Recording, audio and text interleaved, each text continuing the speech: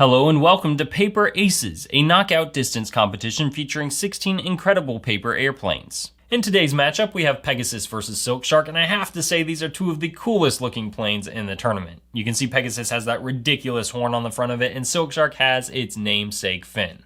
While both planes look amazing, let's see which one flies farther. 3, 2, 1, go!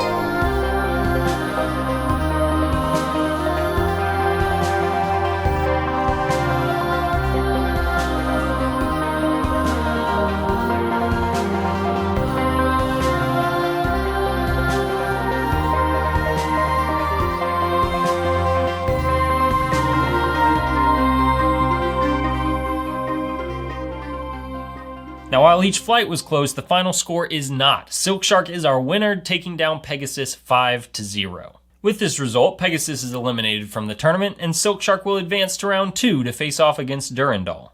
If you would like to learn how to fold Pegasus or Silk Shark, just click on one of the videos on the left side of your screen, and if you want to see the next video in this competition, just click on the video on the right. Thank you so much for watching, and I'll see you in the next race.